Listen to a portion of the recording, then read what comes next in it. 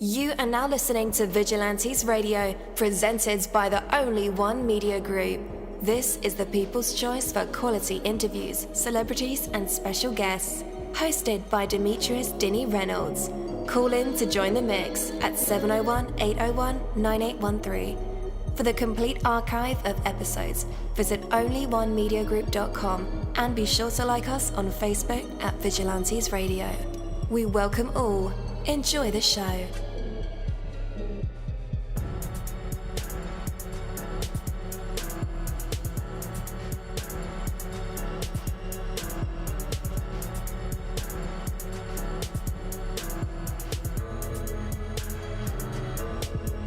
Ladies and gentlemen, please welcome your host, Demetrius Houdini Black Reynolds. Enjoy the show. Good morning, and welcome to another incredible episode of Vigilantes Radio Live right here on iHeartRadio. And I am your host, Deanie. We have a very special guest for you guys, so you definitely want to stick around for that. And as a matter of fact, well, I do have to say that this particular episode is pre-recorded, and I can't wait to deliver it to your inboxes. And for you guys who subscribe to the show, you'll be the first to know when this episode drops. So before I bring my guest on, I do want to say that, look at the world as it stretches out around you in all directions. Look at the beauty, the abundance, the possibilities, and just experience the wonder of it all.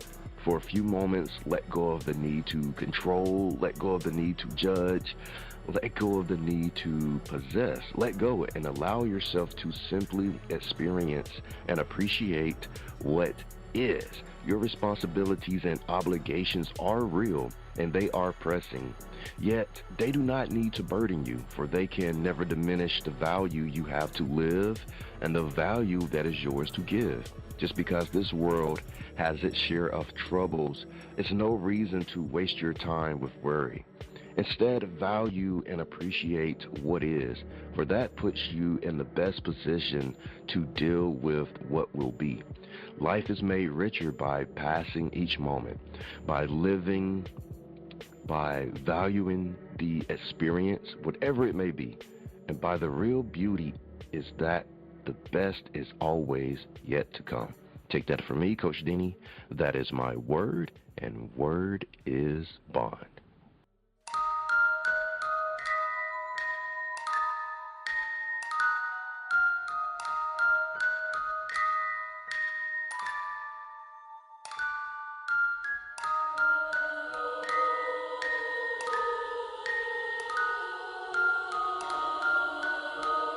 You're live in the mix. Let's get this started.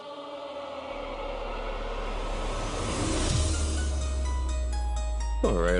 Again, welcome to the show. You're listening to VRL. That's Vigilantes Radio Live right here on iHeartRadio.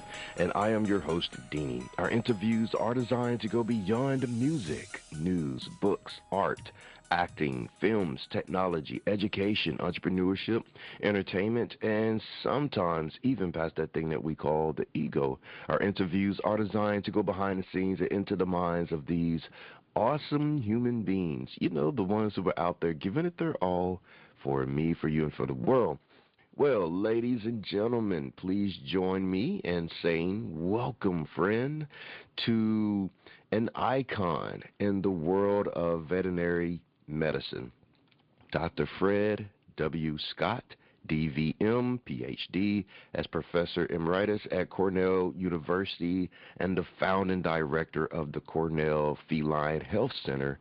Dr. Scott's pioneering research has transformed our understanding of feline infectious diseases. His incredible career spans decades of groundbreaking discoveries, from his time as a farm boy to becoming a world-renowned academic. So prepare to be inspired by his journey of faith, science, and service. With that, let's welcome Dr. Fred to our show. Hello. Welcome. Yes, good morning. Thank you. Pleasure to be on board. Absolutely. We are excited that you were here. I know my introduction only touches on some of your most remarkable achievements. That's not everything. But what has been on your heart and on your mind recently as you reflect on your journey of faith and science? Well, I'm as I retired and I began a chance to look back at my career and some of the amazing things that happened, I thought I was just lucky to be at the right place at the right time. No, there was more to it than that. The Lord was guiding me and directing me, and I didn't even know it until I became a believer when I was 37 years old. And it just so many things to my research career in veterinary medicine, my journey in veterinary medicine, my family, and just so many things. And the Lord was directing and redirecting and that sort of thing. And so it made a wonderful journey for me. I would not have been able to accomplish the things that I did without the Lord's guidance, direction. Yes, sir. So at the age of 37, what were you doing before you became saved? Well, I started research in, I was a graduate veterinarian. I'd been in practice. I'd done some research on foot and mouth disease in cattle. I went back to Cornell to do a graduate program on viral diseases. And I was doing a project on feline panleukopenia in the cat, which was the most devastating disease at that point. It's it's different from leukemia, but leukemia was virus was isolated in 1964, and I started doing research in 1965 on the cat, virus disease of the cat. And we had some really good information that would be valuable to practicing veterinarians and how they could vaccinate cats. New vaccines were coming out, and so I tested those vaccines, and then I could take that information and share it with the veterinarians across the country. So I was traveling a couple times a month anyway, and speaking to veterinarians. I had no formal training in public speaking. I was learning on the fly, but it was a great journey, and it was just one open door after another, and I was just amazed with it. And within 10 years, through what the veterinarians were doing out there with the vaccines and their vaccinations, this disease, which was the most devastating disease in cats at that time, was almost totally controlled. And veterinarians now rarely ever see a case of panleukopenia, or distemper as it's commonly called at that time. Absolutely. Yeah, so I was doing this, traveling, and then and I wasn't paying enough attention to what was going on at home, I guess, because I was traveling and away a lot. And in 1973, I had just been promoted to associate professor with tenure, and so I thought I had the world by the tail, at that point, and just was doing great. And my wife had encountered the Lord through a neighbor that had taken her to a coffee, and she had testimonies from several women and what the Lord had done to them, and this really interested and excited my wife. So she immediately started to try to get me on board. I wanted no part of it. I was not interested in anything religious, but she kept on. Anyway, after a couple of months or so, the Lord had got to me and said, "You better listen to Lois." And so that's what I did. And then she shared 4 spiritual laws with me, and how we were sinners and we were separated from Jesus because of this sin, and we needed to accept Him as our Lord and Savior. And the Lord gave me an image at that point, and I cannot tell you how He did it, but there were no spoken words, but there was an image here that was as clear as anything. And I was traveling down this road. It was the road of life, and it was a fork in the road up ahead. And I was free to take whichever fork I wanted. If I took the right-hand fork, I would travel down that and go my way, and my marriage was done. The Lord made it explicitly clear. Or I could take the left-hand fork, and on that fork there was a signpost with 2 words on it, Jesus Christ. And I could accept him, and I could go down that left-hand road, and my marriage would be saved. And so it didn't take me long to decide which fork I wanted to take, that's for sure. And boy, it completely changed my life, and our marriage was fine now, and we just have a marvelous and blessed family here with three children, 3 boys, 11 grandkids, 28 great grandkids at this time, and we just are blessed with such a beautiful family. Praise God.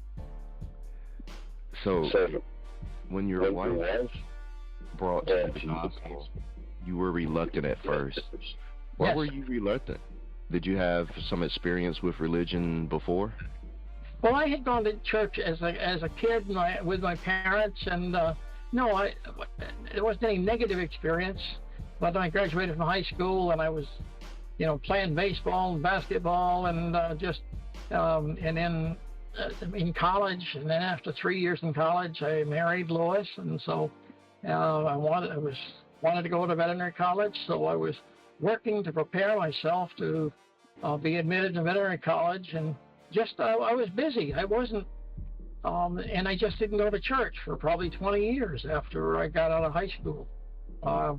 So it wasn't a negative experience. I just got busy doing other things, I guess. Living your life without the gospel. Yeah, that happens to a lot of us, right out of high school or right out of college. You kind of get pushed into real life, having to become a part of the hustle and bustle. And even with myself, I found there wasn't time for God, and so I thought, until I had a revelation as well. But yeah, man, did you face any challenges in integrating your new beliefs into your professional life? No, I wouldn't say there was any challenges there. And I just got involved in an excellent church here that Lois wanted to go to, and I hadn't been to church in 20 years, so I said, well, let's go. Walked into the church, sat down, and I could feel the presence of the Lord there. And boy, I said, I want to come back here. And so we continued to. That was 50 years ago, and we have been to that church ever since, and I've just loved the teaching and the preaching, and all the great Bible-based church. Yeah. How did it feel being in the presence of the Lord, like feeling the presence of the Lord the very first time you were back in church? Well, I could feel it. It was hard to describe, but I knew. I didn't see anything, of course, but I knew the presence of the Lord was there in that church. And it was just a whole general feeling. Mm-hmm. So how did the idea of creating the Cornell Feline Health Center come about? Well, I was part of a committee, a general committee at the college. The dean had asked us to look at the income and ways of increasing the income to the college, and so I was one of 5 people there. A great committee. Several of those other people went on to be deans of veterinary colleges throughout the country. It was just a fabulous group of young Turks, that were they were on fire. Anyway, we had a lot of discussions. We really didn't discuss feline, but we were other ways of raising money for the college, and we submitted a report to that. And shortly after that, this feeling came to me that why not have a feline health center? I was doing research on feline diseases, but I was having a very difficult time in getting money to support that. And there was a fabulous guy at college named James Baker who had started it's now called the Baker Institute, but he had started about 1950 the Cornell Research Laboratory for Diseases of Dogs, and he was just a giant ahead of his time, and he was interacting with veterinarians and contributors throughout the country, providing funding to support the research that he was doing. And so the Feline Health Center is now part of the Baker Institute. After Dr. Baker passed away, they renamed the institute the Baker Institute, and eventually the Feline Health Center joined that. That was after many years of going our own way within the veterinary college. But what he did was an inspiration to me, and I said, well, if what he did for the dog, why can't we do that for the cat? And so I drafted this memo and sent it to my Dr. Gillespie, who was my mentor there in the department. And he liked it. He passed it on to the dean. And then there was some work, and I met with Dr. Baker a few times and changed things, and because he had a lot of experience in interacting with the public. And it was sent to the Cornell Board of Trustees, and they approved it in February of 1974. And we had, so the dean said, well, it was your idea, you go direct it. Well, we had no facilities, no money. I had a part-time secretary and a graduate student, and my salary was paid for by the state of New York, but we had no money to support anything. So, and Dr. Baker had given me some real fabulous information, and gave me a list of the people that were supporting him. And so we contacted them, and and asked him for support to get this new facility going. And so that's what happened. And we're actually celebrating this year the 50th year of the Cornell Feline Health Center. So it was a very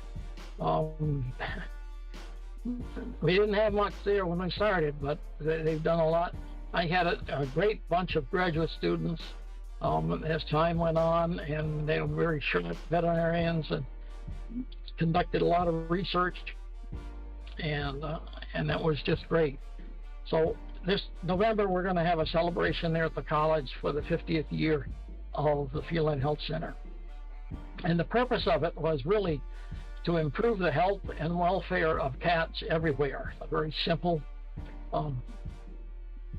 purpose, but it's stood the test of time and expanded in lots of different ways.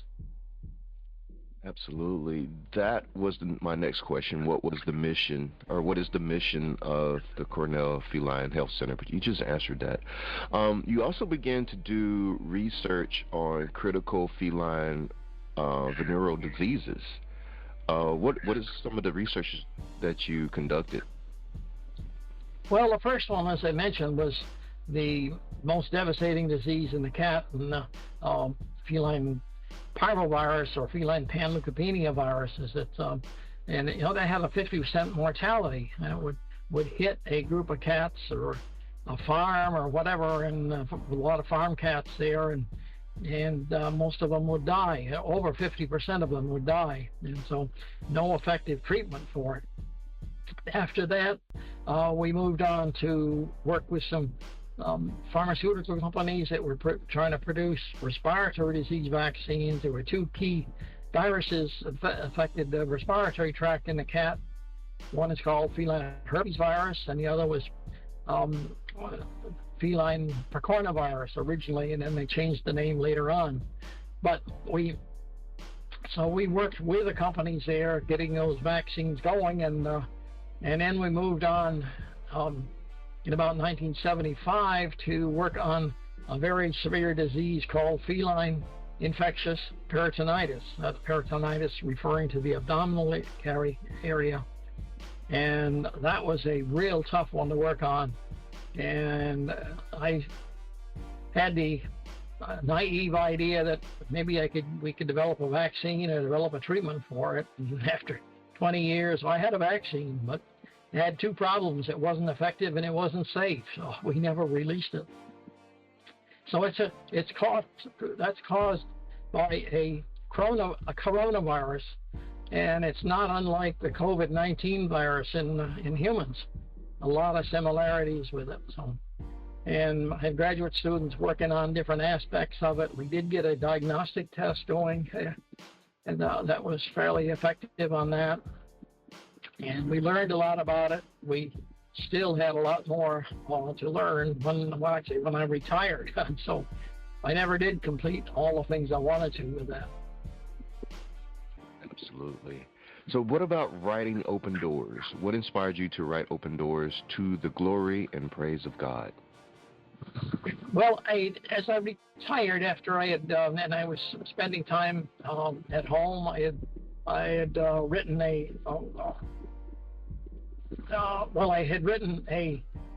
started it before I retired, and then for the first few years I was retired, a family genealogy book. I spent about 8 years working on that, and just getting information so that my family would know where they came from, and how they were related to different people, and one interesting thing is I grew up in Western Massachusetts. And my mother was a Bradford, a direct descendant of Governor William Bradford on the Plymouth, on the Mayflower, arrived in Plymouth in 1620. And then as I expanded things, I found out that, in fact, I was related and descended from 11 of the men that were on the Mayflower and 4 of the women that were on the Mayflower. So, and lots of other interesting things were developed. But then other publications and stuff, and then but when a few years ago, I got looking back and just reflecting on what had happened on my journey, and I was just amazed as I looked at them, and I thought I was just fortunate to be at the right place at the right time, but no. I was being guided, and I was having open doors, one open door after another, and so, and that's why I decided I needed to document these things that happened so that the family and my church and other friends would be interested in understanding what had happened. So it was just such a blessing, and it was not, the reason I wrote it was not to tout my own accomplishments. That was not the purpose of it. The purpose was to thank the Lord and appreciate what the Lord had done. Yes, indeed. What do you hope readers take away from your story? Well, the Lord can guide and direct us. We need to stay close to the Lord, and He will guide and direct us in amazing paths. All right. And where can our listeners pick up a copy of your books and learn more about what you do? Well, the books are on Amazon, and there's a I have a website for what's happened. It's fredwscott.com/, and those are small letters and all, no spaces, of course. And we've got on there the interview that Logan Crawford did about my book, and the other books that we've published there. There's some information about them, so you can go to Amazon and get these books. All right. Well, thank you so much, Fred W. Scott. It was a pleasure having you here this morning to learn about your life and your books, especially Open Doors to the Glory and Praise of God. So thank you so much. It was a pleasure. Thank you. The pleasure was mine when talking with you. Yes, sir. Take care and have a great day. Thank you. Thank you, my Vigilantes family, as always, for checking out my podcast over here at Vigilantes Radio Live.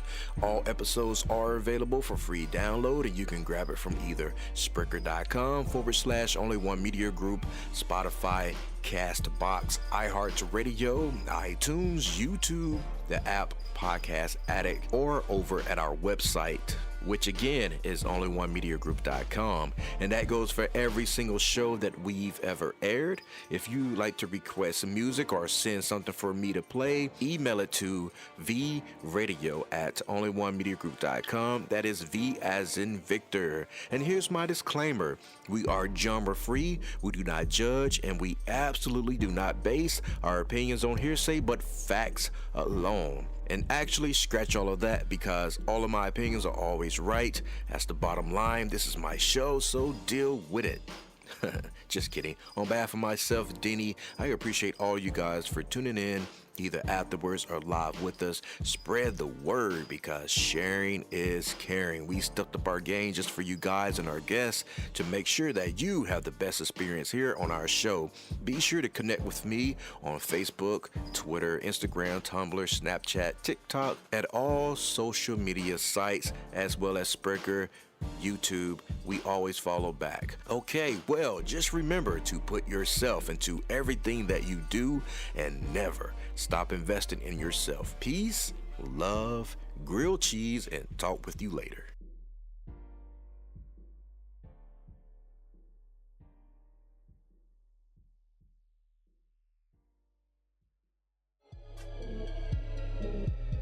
You are now listening to Vigilantes Radio, the people's choice for quality interviews, art, music, and hot topics. Hosted by Demetrius Houdini Black Reynolds of the duo No Longer the Hero. All episodes of this podcast are available for free download at www.onlyonemediagroup.com. This is a Seventh Sign Regime Rebirth Worldwide Syndicate exclusive.